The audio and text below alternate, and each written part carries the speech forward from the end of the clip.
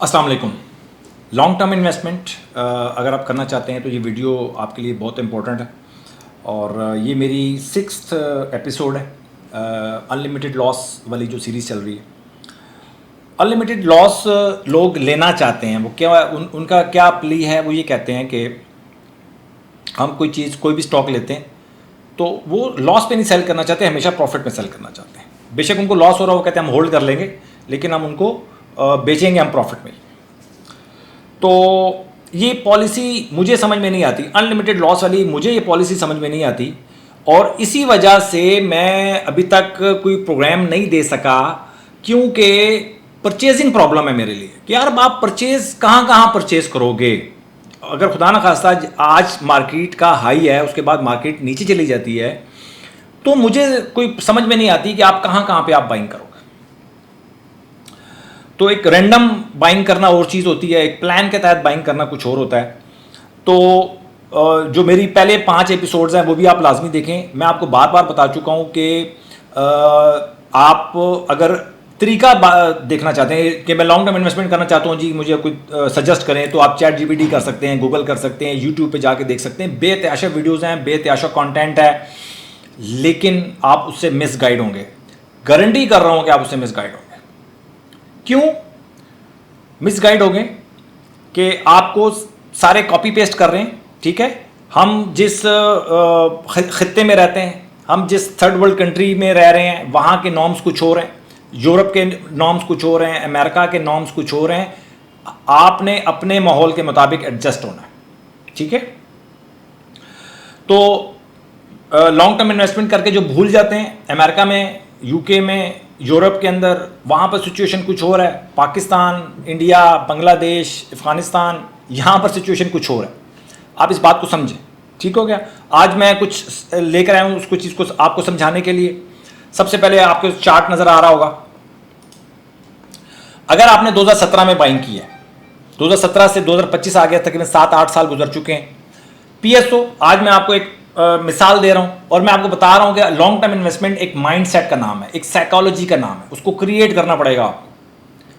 सिर्फ एक यूट्यूब की वीडियोस देखने से या एक कोई बुक पढ़ लेने से लॉन्ग टर्म इन्वेस्टमेंट की आप लॉन्ग टर्म इन्वेस्टर, कामयाब लॉन्ग टर्म इन्वेस्टर नहीं बन सकते। आप एक माइंडसेट क्रिएट करना पड़ेगा, आपको सीखना पड़ेगा। बहुत कम्प्लेक्स है, सीख जाएंगे तो बहुत आसान होगा, लेकिन सीखने के लिए थोड़ी सी आपको थोड़ी सी पेचीदगी वाली नज़र रखनी पड़ेगी, ठीक है। 2017 में PSO का रेट था, आप ये PSO है, PSO का रेट था जी 493.50। आज इसका रेट है 384 और डिविडेंड इसका मिला लें 32.50 इसने इस पूरे अरसे में डिविडेंड दिया, तो 416 रुपये 50 पैसे इसका रेट बनता है। और 416 रुपये समझ लें कि 50 रुपये इसका रेट चल रहा है। लिया 493.50 का है आपने, तो 15.60% लॉस हो रहा है इसके अंदर। यानी कि 2017 में आपने बाइंग की होती तो आप अभी तक 10-15, चलें आपने टॉप पे ना भी बाइंग की होती, थोड़ा नीचे बाइंग की होती, 10-15% आप लॉस में चल रहे होते 8 साल के बाद भी। PSO जैसे स्टॉक में, जो कि मतलब एक अच्छा स्टॉक है। OGDC की बात कर लें, OGDC बहुत अच्छा स्टॉक है, डिविडेंड भी दे रहा है, 60 रुपये डिविडेंड भी दिया, सब कुछ कर लिया है। नेट 45% प्रॉफिट में होते हैं आप। 45% प्रॉफिट कितना बनता है 8 सालों में? अगर पर एनम के हिसाब से देखा जाए तो ये 3% भी नहीं बनता। अगर कंपाउंडिंग के हिसाब से देखा जाए तो 3% या 4% कर लें आप, मैक्सिमम 4% आपको प्रॉफिट हो रहा है पर ईयर। क्या प्रॉफिट है? हबीब बैंक नाम है, 33% माइनस में खड़ा हुआ है आपकी बाइंग से, 33% माइनस। पाक ऑयल फील्ड बहुत अच्छी कंपनी है, डिविडेंड भी बेतहाशा दे रही है, सिर्फ 437 रुपये तो सिर्फ डिविडेंड दिया इतने से अरसे में। इसने कितना प्रॉफिट हो रहा है? 51%। 5% भी पर एनम आपको प्रॉफिट नहीं हुआ। TRG की बात करें, इसके ये बड़ी इंपॉर्टेंट है, इसको देखने वाली बात है। TRG 2017 में 63 का था, 186 तक गया। आज 8 साल के बाद दोबारा 59 पे खड़ा हुआ है, -7.5% पे खड़ा हुआ है, -7.5% पे। आप कहते हैं लॉन्ग टर्म होल्डिंग कर लें जी, ले लें, सो जाएं, अंडे बच्चे देंगी जी कंपनीज। अच्छी कंपनी TRG उस वक्त अच्छी कंपनी थी, डिविडेंड तो उसने दिया नहीं, लोगों को लारे लप्पे में रखा इतने 7-8 साल, बेतहाशा ट्रेड हुई, अरबों डॉलर्स की मैं बात करूं, अरबों डॉलर्स की इसमें ट्रेड हुई है। रिजल्ट क्या निकल रहा है जी? 7.5% माइनस में खड़ा हुआ 8 सालों के बाद। डीजी खान सीमेंट 45% माइनस में खड़ा हुआ है, 45% माइनस डीजी खान सीमेंट। अटक रिफाइनरी 31% प्रॉफिट में खड़ा है, बेतहाशा डिविडेंड देने वाली कंपनी 31%, तकरीबन 31%। हब पावर कितना अच्छा, हब पावर जैसे जब भी कोई डिविडेंड की बात होती थी लोग कहते थे यार हब पावर ले लें और सो जाएं। सोने का क्या रिजल्ट निकला? 32% प्रॉफिट 8 सालों में, 3% पर एनम। 146 का भाव था, आज 131 भाव चल रहा है और हाई लगा है 169.70। तो ये टेबल दिखाने का देखें, इससे अच्छी कंपनीज भी होंगी, परफॉर्म किया होगा जिन्होंने, अच्छा डिविडेंड, अच्छी रेट आपको उसमें गेन हुआ होगा। इससे बहुत बुरी कंपनियां भी मिलेंगी आप। अगर आप 8, 10, 500 कंपनीज में से 10 से 15 कंपनीज ऐसी ले आते हैं जो आपको ईयरली 15% जिसने यील्ड 15% जिसने आपको 2017 के हिसाब से अगर आप देखेंगे कि वो आपको उसने कुछ रिटर्न दिया हो तो वो एक अलग मसला है, लेकिन ज़्यादातर कंपनीज में आपको ऐसे ही नज़र आएगा। 2017 की बात कर रहा हूँ, अभी तक तो रेट वो मीट ही नहीं हुए 2017 वाले। तो क्या गारंटी है? देखिए पहली बात तो ये कि आज पीएसओ का रेट चल रहा है 384, हो सकता है कि 1 साल के बाद या 2 साल के बाद ये 700 हो जाए, तो गेम चेंज हो जाए सारी। लेकिन आज तक तो नहीं हुई, 8 साल गुजरने के बाद तो नहीं हुई। और हो सकता है कि आज 384 रेट चल रहा है, 1 साल के बाद 184 हो और उसके 2 साल के बाद 1000 क्रॉस कर जाए, नोबडी नोज। तो आपकी ये एक जो लॉन्ग टर्म इन्वेस्टमेंट है, ये एक पूरा एक प्रोसेस है, इसको सीखना पड़ेगा कि यार हम सिर्फ ऐसा नहीं है कि आप कोई भी शेयर लेके ले लें और छोड़ दें, मतलब रहमो करम पे, किसी के हालात के रहमो करम पे, अल्लाह के रहमो करम पे मैं नहीं कहता, हालात के रहमो करम पे आप उसको बेच देंगे, छोड़ देंगे कोई भी स्टॉक लेके। पाकिस्तान की इकॉनमी आपको पता है कैसी है, इस बरसगीर की इकॉनमी आपको पता है कैसी, जिस खित्ते में हम रह रहे हैं इसकी इकॉनमी, यहाँ के नॉर्म्स, यहाँ के जो ऑनेस्टी का जो लेवल है वो आपको पता है क्या है।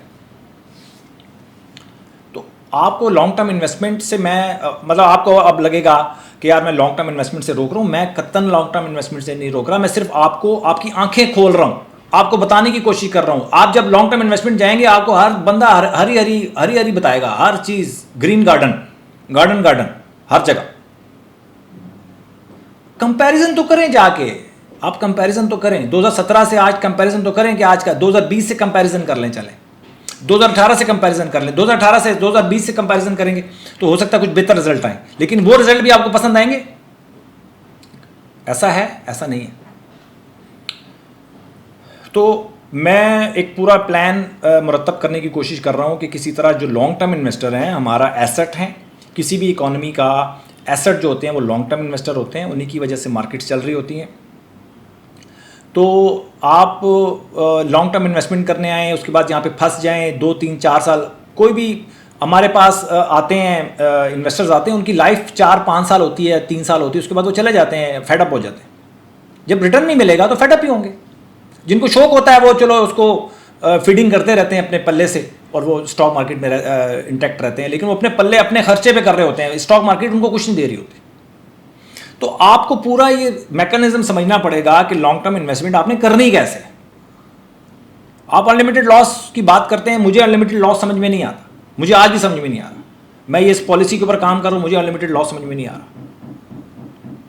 तो हम कोई ऐसी पॉलिसी बनाने की मैं कोशिश कर रहा हूं कि किसी तरह आप लोग इन द लॉन्ग रन आप प्रॉफिट में रहें और आपको हर साल चलें, जब भी मार्केट परफॉर्म करे तो आपका पोर्टफोलियो फौरन प्रॉफिट में आना चाहिए। ये ना हो कि इतने 1.5-2 साल की इतनी बड़ी तेजी कभी जिंदगी में मैंने नहीं देखी।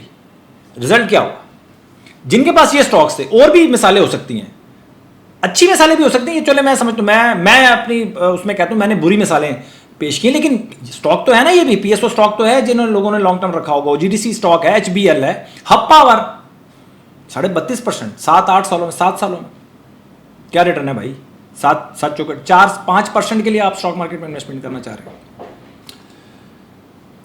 तो ये एक पूरी डिबेट है जी, और इस डिबेट को मैं कोशिश करूँगा जल्द से जल्द कंक्लूड करूँ, लेकिन कंक्लूड मुझे कुछ मिले तो सही आपको बताने के लिए। वैसे अगर आप अपना दिल खुश करना चाहते हैं तो आप जाएं और लॉन्ग टर्म इन्वेस्टमेंट के फ़ायदे देखें। यूट्यूब पे जाएं, गूगल पे जाएं, चैट जीपीटी पे जाएं और मज़े करें, लेकिन जेब में आपके कुछ नहीं मिलेगा पैसा आपको जब तक आप सही तरीके के साथ स्टॉक मार्केट में इन्वेस्टमेंट नहीं करेंगे। प्रॉपर जगह पे बाय करना, प्रॉपर जगह पे सेल करना, दोनों चीज़ें करनी है। बाय भी करना है, सेल भी करना है। भूलना नहीं है भाई, ये पाकिस्तान है। मैं बहुत ख़राब मिसालें भी दे सकता हूँ, मैं नहीं देना चाह रहा आपको। तो ये पाकिस्तान है, और हम डेवलपिंग कंट्रीज़ में प्रॉब्लम होते हैं। ये सिर्फ पाकिस्तान का मसला नहीं है। जितनी भी डेवलपिंग कंट्रीज़ हैं उन्होंने इस मरहले से गुजरना होता है, जिस मरहले से हम गुजर रहे हैं। अल्लाह करेगा इंशाल्लाह के हालात बेहतर होंगे, लेकिन आप उस वक्त तक होते हैं या नहीं होते, आपने अपने हिसाब से फैसले करने। तो हमने लॉन्ग टर्म इन्वेस्टमेंट करनी है, आंखें खोल के करनी है, और बहुत क्योंकि हमारा मुकाबला सर उनके साथ है, प्रोफेशनल्स के साथ है। प्रोफेशनल्स की वो सोच नहीं होती जो एक आम रिटेलर की सोच है। मैंने आम रिटेलर की सोच को चेंज करना है, उसके बगैर कोई चारा नहीं है। अपना बहुत ख्याल रखें और कोशिश दुआ करें कि जल्द से जल्द कोई ना कोई वे आउट तो है मेरे पास, लेकिन थोड़े से स्टॉप लॉस के साथ हैं। तो मैं आपको समझाने की कोशिश करूंगा, कोई सिस्टम देने की कोशिश करूंगा, ताकि आप लॉन्ग टर्म इन्वेस्टर वाले भी ज़्यादा मार्केट का चारा ना बने। ठीक है, ये तो चारा बन जाते हैं भाई, लॉन्ग टर्म इन्वेस्टर वाले तो चारा बनते हैं। शॉर्ट टर्म वाले भी बनते हैं, लॉन्ग टर्म वाले भी बनते हैं, दोनों बन जाते हैं बेचारे। तो हम कोशिश करेंगे कि भाई हम चारा ना बने, और हम अपना हिस्सा जायज़ हिस्सा जो है स्टॉक मार्केट से हम ले सकें। अपना बहुत ख्याल रखें। Thank you very much.